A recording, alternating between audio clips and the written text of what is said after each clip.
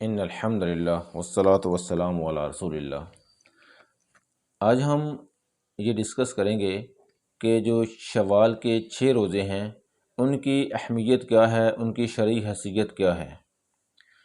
اللہ کے نبی صلی اللہ علیہ وسلم کے صحابی حضرت ثوبان رضی اللہ تعالیٰ عنہ کہتے ہیں کہ نبی کریم صلی اللہ علیہ وسلم نے فرمایا کہ جس نے عید الفطر کے بعد 6 روزے رکھے تو اس کو پورے سال کے روزے کا ثواب ملے گا۔ یعنی کہ جس نے عید کی رمضان کے روزے رکھے اور عید کے بعد شوال کے روزے رکھے اس شخص کو پورے سال کا ثواب ملے گا۔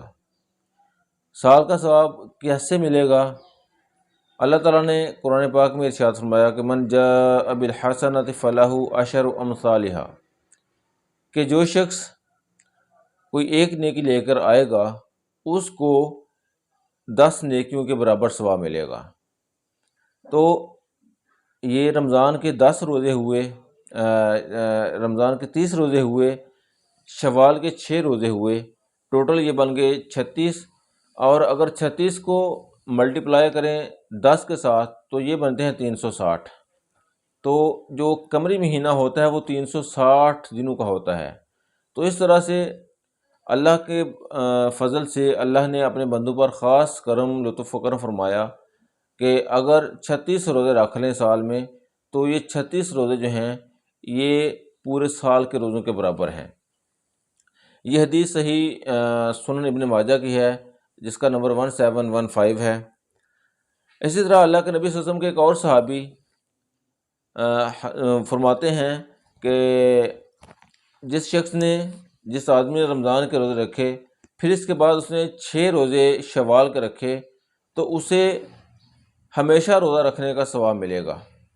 یہ جو حدیث ہے یہ صحیح مسلم میں ہے 2758، سنن نبی داؤد میں ہے 2433، ابن ماجہ میں ہے، نسائی میں ہے، ترمذی میں ہے، اور بہت ساری جو حدیث کی کتابیں ہیں ان میں یہ حدیث پائی جاتی ہے۔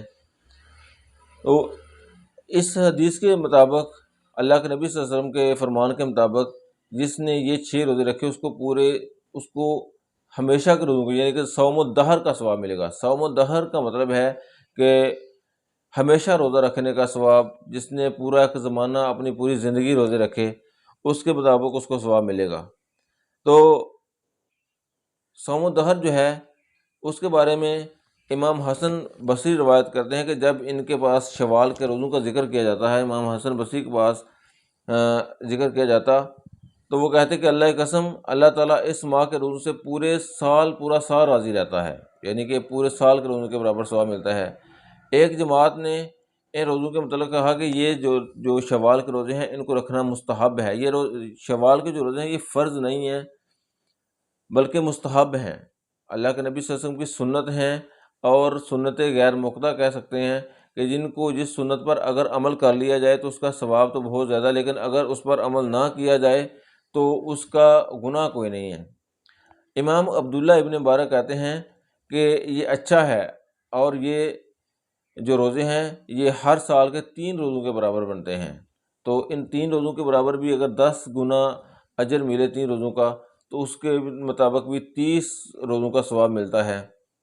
تو اس طرح جو 36 روزے ہیں یہ پورے سال کے روزوں کے برابر ہیں۔ امام عبداللہ ابن مبارک کہتے ہیں کہ جس حدیث میں کچھ احادیث میں ذکر آیا ہے کہ یہ روزے ملا کر رکھے جائیں، یعنی کہ شوال کی 1 تاریخ کو عید الفطر ہوگی اور عید الفطر کے بعد 7 شوال تک یہ روزے لگاتار رکھے جائیں۔ پھر یہی امام عبداللہ ابن مبارک ہی کہتے ہیں کہ اگر یہ روزے کنزیکٹیولی نہ بھی رکھے جائیں، پورے مہینے شوال میں رکھ لی جائیں تو پھر بھی یہ سال کے روزوں کے برابر ہی ثواب ملے گا۔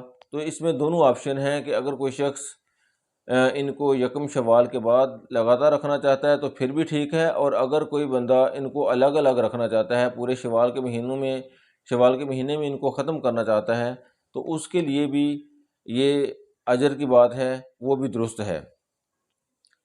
تو جو شوال کے روزے ہیں ان کی بہت زیادہ فضیلت ہے، اور یہ 6 روزے جو ہیں یہ 2 مہینوں کے روزوں کے برابر ہیں۔ جیسے 30 روزے جو ہیں رمضان کے وہ 10 مہینوں کے برابر ہے، یعنی کہ 1 مہینہ اگر روزے رکھے جائیں تو اس کا اجر 10 گنا ملے اور وہ 10 مہینوں کے برابر ہے۔ اسی طرح یہ جو 6 روزے ہیں تو اس کا اجر 60 دنوں کے برابر ہوتا ہے، اگر اس کو 10 گنا اللہ کی ذات بڑھاتی ہے تو اس طرح سے یہ پورا سال روزے بن جاتے ہیں۔